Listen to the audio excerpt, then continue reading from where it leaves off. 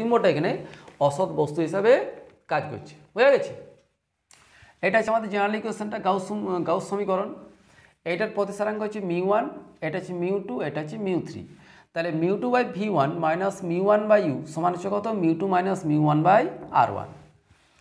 দ্বিতীয়টার ক্ষেত্রে আমরা হিসাব করছি, দ্বিতীয় তলের ক্ষেত্রে, যে μ3/v মাইনাস μ2/v1 সমান হচ্ছে μ3 মাইনাস μ2/r2। দ্বিতীয় তলের বক্রতা ব্যাসার্ধ r2 ধরা হয়েছে। এই দুটো সমীকরণ যদি আমরা যোগ করি তাহলে দেখো এখানে μ2/v1 এবং μ2/v1 ক্যান্সেল হয়ে গেল। এখান থেকে আমরা কি পাচ্ছি? আরেকটা জিনিস ধরা হয়েছে, μ1 সমান μ3 সমান হচ্ছে 1 এবং μ2 সমান হচ্ছে কত? μ। এই দুটো হচ্ছে বাহু মাধ্যম, আর এটার প্রতিসারাঙ্ক হচ্ছে μ। হয়েছে? তাহলে 1/v মাইনাস 1/u সমান হচ্ছে কত?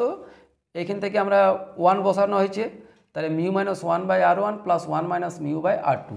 আমরা যদি μ মাইনাস 1 কমন নিই তাহলে 1/r1 মাইনাস 1/r2